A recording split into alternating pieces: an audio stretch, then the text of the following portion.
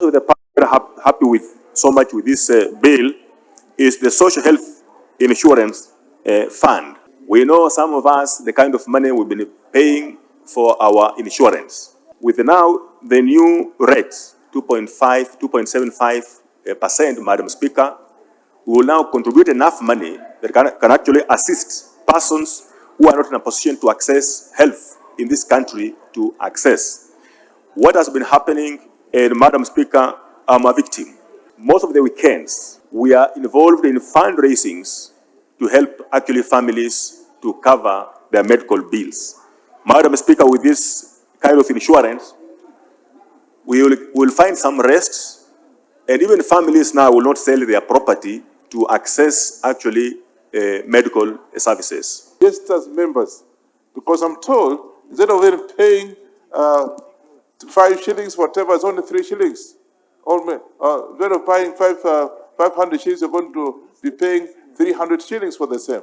So let's, members, once we pass this bill, and I see the chairman is here, to encourage members to have members at home in our constituency to actually register in this particular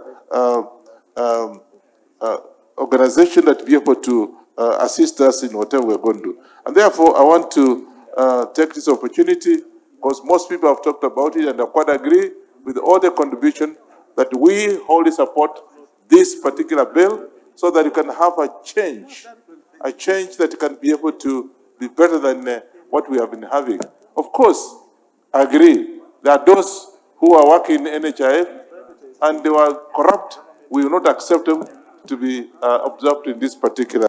The committee can actually fast track this to start actually working to be implemented to help families. Madam Speaker, the person who should know that if this bill takes root in the country is implemented is the common mwananchi, the hustler, the persons who are suffering most because they don't have any cover. The only thing I would urge when it comes to social health insurance fund, there is the card we've been having, the so-called NHIF card. Madam Speaker, when it comes to most of these families, sometimes even keeping this card and renewing now and then is a challenge. I would that when it comes to contribution, the beneficiaries, all beneficiaries should only use the ID. The ID should be sufficient enough to actually identify a person who wants to access these services because of the insurance cover. Mr. Speaker, this bill is so monumental, is so important to the lives of the people of Kenya. I would have wished the House leadership to have allowed a little more time for members to go prepare amendments to be considered the committee of the whole House instead of tomorrow afternoon. We are getting into a lengthy committee of the whole House. We will not have time to prepare. There's nothing that rails on corruption, nothing rails on the cartels.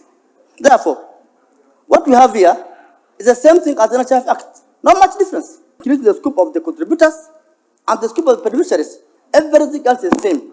Case management is the same. So, I don't see anything that is new here that can rail on corruption, that can rail on cartels. I have another degree and who is advocate for High Court of Kenya. So I think that part needs some change. Also, the issue of staffing. I think right now NHIF staff are on panic. They are on panic. Most of them are saying they might lose their jobs. We should not break the laws, because if we move NHIF staff from NHIF to maybe public service, which do they earn less salaries.